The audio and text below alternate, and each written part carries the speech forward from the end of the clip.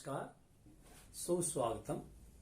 विद्यार्थी कल्याण परिषद में एक बार फिर आप लोगों का स्वागत है।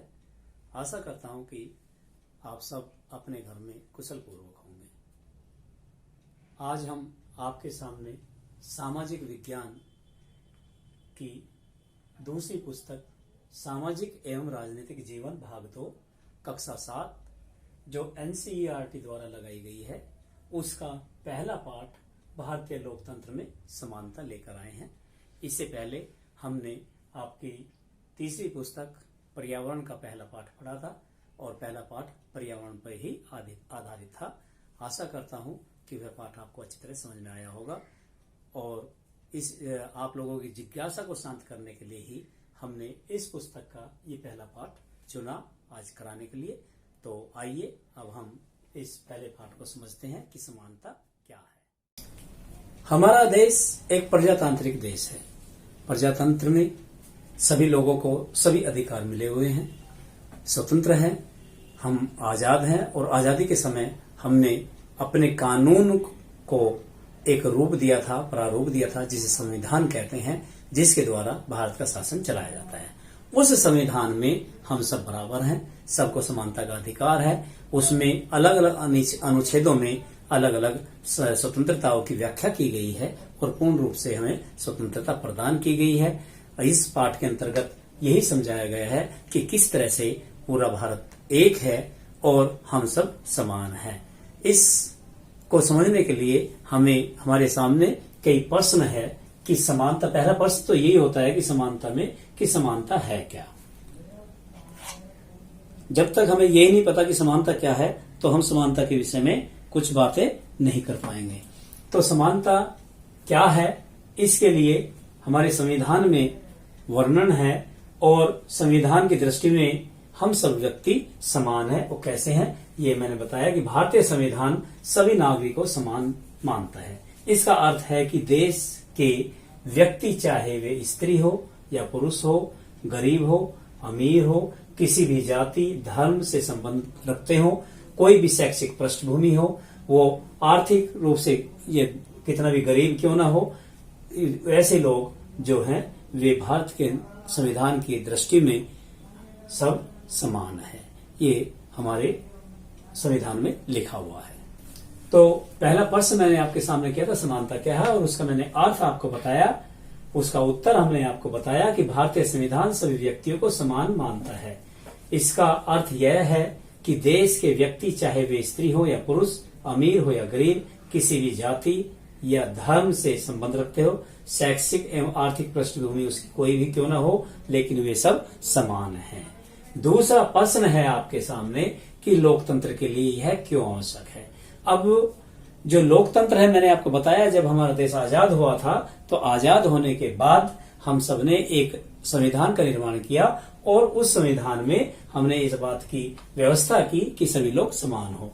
तो लोकतंत्र के लिए समानता इसलिए आवश्यक है क्योंकि समानता ही लोकतंत्र की मुख्य विशेषता है और यही लोकतंत्र की कार्य प्रणाली को प्रभावित करती है कि जो भी कार्य होंगे वो सबको ध्यान में रखते हुए होंगे और अगर कोई काम ऐसा हुआ कि किसी को नुकसानदेह है तो ऐसा जो है हमारा संविधान उसको मान्यता नहीं देगा। तीसरा प्रश्न है, क्या भारत में सब नागरिक समान है? क्या भारत में सभी नागरिक समान है या नहीं? अब अगर देखा जाए वैसे संविधान में सभी नागरिकों को समान माना गया है, सबको समानता का अधिकार है। अभी जैसे मैंने पहले आपको बताया था पहले प्रश्न में, किंतु स्थिति इससे भिन्न है, अलग है। आप लोगों ने देखा होगा कि जो बच्चे गांव में रहते हैं उन्होंने महसूस किया होगा कि किस तरह से हम समान नहीं हैं। और जो हमारे पाठ में 2-3 लोगों की कहानी दी गई है, कांता, ओम प्रकाश वाल्मीकि और अंसारी दंपति, ये वो लोग हैं जो इस समानता को लेकर के जिन्होंने संघर्ष किया और जिन्होंने अपने जीवन में बड़े संघर्ष किए। तो इनकी कहानियां पढ़ करके हमें ये पता चलता है कि भारत में कहने के लिए तो समानता है, लेकिन जो जमीन बात देखे, अगर हम वास्तविकता देखें तो वो उससे भिन्न है। अब आप जब किताब पढ़ोगे तो आपको पता चलेगा कांता जो है एक मकान में काम करती है, एक घर में काम करती है, उसकी बेटी बीमार होती है लेकिन वोट देने के लिए जब जाते हैं तो वो देखते हैं कि उसके मकान मालिक भी वही लाइन में लगे हुए हैं वोट देने के लिए जिसमें कांता लगी है, और नंबर से सब वोट डालते हैं। तो ऐसा देखकर वो खुश होती है कि देखो हमारे देश में समान है और मैं जो है इसको देखते हुए ही मैं वोट करूंगी। लेकिन उसको घर का काम करना पड़ता है। एक दिन क्या होता है कि उसकी लड़की बीमार हो जाती है, और जब बीमार होती है तो उसके लिए दवाई की जरूरत पड़ती है। फिर भी वह अपने मालिक के घर जाती है, काम करती है, और जब तक वो लौट के आती है तो लड़की की ज्यादा तबीयत खराब हो जाती है। उसके मालिक के पास में गाड़ी है, अगर चाहता तो वो अपनी उस बिटिया को गाड़ी में लेके जा सकता था, लेकिन क्योंकि कांता क्या है, कमजोर वर्ग से है, दलित वर्ग से है, इसलिए वो उसको नहीं ले जाता और लड़की ज्यादा परेशान हो जाती है। दूसरी कहानी ओम प्रकाश वाल्मीकि की हम पढ़ते हैं कि एक बच्चा होता है, वो उसने एक किताब लिखी है, आगे अब मैं आपको बताऊंगा कि वो जब वो बच्चा था तो उसको वो स्कूल जाता था। स्कूल में जो उसके साथ में सोतेला व्यवहार किया जाता था। सोतेला कि उच्च वर्ग के बच्चे जो होते थे ऊपर डेस्कों पे या कुर्सियों पे बैठा करते थे, और जो निम्न वर्ग के बच्चे होते थे वो नीचे चटाई पर बिछाकर बैठते थे। तो ओम प्रकाश वाल्मीकि के साथ में ऐसा दुर्व्यवहार हुआ, और एक जगह तो वो कहते हैं कि एक बार तो मेरे साथ में ऐसा हुआ कि पूरा आंगन साफ करने के लिए मुझे छोड़ दिया गया, और जिससे कि मेरी कमर में दर्द हुआ। तो इस तरह से ये उनकी कहानी है। तीसरी कहानी हम अंसारी दंपत्ति की पढ़ते हैं। अंसारी दंपत्ति क्या है कि उनको एक मकान की आवश्यकता होती है, फ्लैट की आवश्यकता होती है, लेकिन क्योंकि मुस्लिम है इसलिए हिंदू परिवार उनको मकान नहीं देता। आपने देखा होगा कि हमारे देश में जगह जगह क्या बस्तियां हैं, तो कहीं हिंदू बस्तियां हैं। हिंदियों में भी कई जगह ऐसी बस्तियां हैं जो एससी की बस्तियां हैं, जहाँ पे निम्न जाति के लोग रहते हैं, और कुछ ऐसी बस्तियां हैं जहाँ उच्च वर्ग के लोग रहते हैं।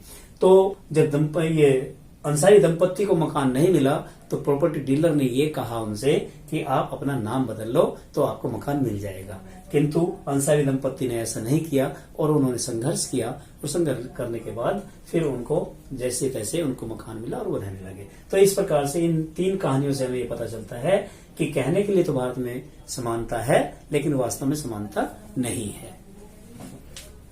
अब आगे क्या है, क्या भारत में सब नागरिक समान है या नहीं, ये आपने पढ़ लिया। आगे भारतीय सरकार समानता के लिए प्रयास कर रही है अथवा नहीं। अब आपने देखा हो, क्योंकि जैसे भारतीय सरकार की स्थापना थी, जब भारत आजाद हुआ था तो सबसे पहले हमने एक ही काम किया था कि संविधान की रचना, और संविधान में बड़े बड़े डॉक्टर B.R. अम्बेडकर जैसे लोगों ने भाग लिया, और उन्होंने विश्व के प्रमुख संविधानों से विशेष अनुच्छेद निकाल करके वो अपने संविधान में उनको रखा, और रख करके एक विशेष जो है उसको दिया, स्थान दिया समानता को। तो समानता को बनाए रखने के लिए, असमानता को दूर करने के लिए भारतीय सरकार ने विभिन्न कार्य किए, और इस समय भारत सरकार समानता के लिए समय समय पर विभिन्न प्रकार के कार्य करती है। जैसे आपको पता है सार्वभौमिक मताधिकार, कि सबको मत देने का अधिकार है। मैंने आपको बताया कि चाहे वो अमीर हो, चाहे गरीब हो, चाहे स्त्री हो या पुरुष हो, या किसी भी धर्म या जाति से संबंध रखता हो, उसको मत देने का अधिकार है, उसको मत देने का अधिकार है। तो वो सार्वभौमिक मताधिकार है। और इसके अलावा आप लोग विद्यालय में पढ़ते हैं, आपके विद्यालय में मिड डे मील चलता है। ये मिड डे मील जो चलाया गया, इसको कहते हैं हिंदी में मध्याह्न भोजन कार्यक्रम। तो दोपहर के भोजन का जो कार्यक्रम चलाया गया है, ये सरकार द्वारा चलाया गया है, और ये इसलिए चलाया गया है ताकि हम सब समान हो। वहाँ पे अमीर बच्चे भी बैठते हैं, गरीब बच्चे भी होते हैं, हिंदू बच्चे भी होते हैं, मुसलमान भी बच्चे हैं, सिख ईसाई सभी धर्मों के बच्चे एक साथ बैठते हैं और बैठ करके खाना खाते हैं। तो इस प्रकार समय समय पर भारतीय सरकार जो है ये व्यवस्था करती है कि वो सब लोग समान हो जाएं। आगे है भारत में असमानता का प्रमुख कारण। अब भारत में असमानता के कारण क्या हो सकते हैं, ये आप लोग सोचें। आप जो है जहां जिस बस्ती में रहते हैं, आपने देखा होगा कि आपकी बस्ती में जो गरीब आदमी है वो अलग बचा रहता है, जो अमीर है वो अलग रहता है। जो गरीब लोग जो होते हैं वे अमीर के घरों में जाकर के नौकरी करते हैं, काम करते हैं, सफाई वगैरह के काम करते हैं, और जो अमीर लोग होते हैं वे उनके साथ में समानता का व्यवहार नहीं करते हैं। तो एक तो अमीरी और गरीबी हो गई। दूसरा धर्म की बात होगी कि एक मुस्लिम है, एक सिख है, एक ईसाई है, एक जैन है, एक बौद्ध है। तीसरा जाति व्यवस्था। हमारे यहाँ जाति व्यवस्था सबसे प्रमुख कारण है जो समानता की भावना को ठेस पहुंचा रहा है कि एक धर्म के लोग होते हुए भी वे कई जातियों में बटे हुए हैं। इसलिए जो है आपने देखा होगा कि जो निम्न वर्ग है उसके लिए सरकार ने संविधान में आरक्षण की व्यवस्था की है, जबकि आरक्षण सही वक्त तो नहीं है। अगर कोई बच्चा, अगर दोनों बच्चे बराबर पढ़ रहे हैं और पढ़ाने वाले सही हैं, लेकिन अगर आर्थिक रूप से सभी बराबर हैं तो क्या उनको आरक्षण मिलना चाहिए? नहीं मिलना चाहिए। लेकिन क्योंकि वे आर्थिक रूप से बराबर नहीं है, जातीय रूप से बराबर नहीं है, इसलिए भारतीय संविधान में बराबर का दर्जा करने के लिए ये व्यवस्था की गई है। तो इसलिए हम कह सकते हैं कि भारत में जो है असमानता का जो कारण है सबसे बड़ा वो जाति व्यवस्था है। अब ये 6 के 6 सवाल समझने के बाद इसमें कुछ और महत्वपूर्ण प्रश्न हैं जो परीक्षा में पूछ लिए जाते हैं, तो वो आपके सामने है। इसमें सबसे महत्वपूर्ण, सबसे पहला जो है ये प्रश्न है नागरिक अधिकार आंदोलन, जिसे कहते हैं इंग्लिश में सिविल राइट्स मूवमेंट। क्या है यह, कब, कहां और किसके द्वारा चलाया गया? तो 3-4 क्वेश्चन इसके अंदर ही आ जाते हैं, एक ही बात है। तो यह क्या है? ये एक आंदोलन है जो 1950 के दशक के अंत में, दशक कहते हैं 10 साल को, के अंत में चलाया गया। किसने चलाया? कि ये कहां चलाया गया? अमेरिका में, संयुक्त राष्ट्र अमेरिका में। किसने चलाया? अफ्रीकन महिला रोजा पार्क्स, अफ्रीकन महिला थी रोजा पार्क्स, उसके द्वारा किसके लिए चलाया गया? नस्लगत भेदभाव को खत्म करने हेतु। ये एक आंदोलन है जो 1950 के दशक के अंत में संयुक्त राष्ट्र अमेरिका में अफ्रीकन महिला रोजा पार्क्स द्वारा नस्लगत भेदभाव को खत्म करने हेतु चलाया गया। अब क्या हुआ था? ये थी रोजा पार्क्स, जो थी एक अफ्रीकन महिला थी। तो वो एक बस में यात्रा कर रही थी, वो कहीं से अपनी ड्यूटी करके लौट रही थी। लौटने के बाद में जब आ रही थी तो बस में एक सीट खाली थी और वो सीट खाली सीट बैठ गई। तो वहां पे एक नियम था अमेरिका में कि जो अगर कोई गोरा आदमी खड़ा है तो काले आदमी को उठ करके उसको सीट देनी होगी। ऐसा नियम वहां पे चल रहा था कि गोरों को पहले सीट होगी, कालों को बाद में मिलेगी या नहीं मिलेगी। तो क्योंकि वो काम करके आई थी, लौट के मतलब थकी हुई थी, इसलिए उसने उस जो वहां पे जो आदमी खड़ा था उसको सीट नहीं दी, जिससे कि वहां पे कहासुनी हुई। तो उस समय उसने जो है एक आंदोलन चलाया कि ये नस्लगत भेदभाव खत्म होना चाहिए। और जब वो चलाया, चलने के बाद में फिर ये एक महत्वपूर्ण कानून वहां पे बना, अमेरिका में आया, जो नागरिक अधिकार आंदोलन के नाम से जाना जाता है। तो इस प्रकार से ये पहला क्वेश्चन था हमारा पूरा हुआ। अब दूसरा है जो आपने इसमें पढ़ा था, सार्वभौमिक मताधिकार क्या है?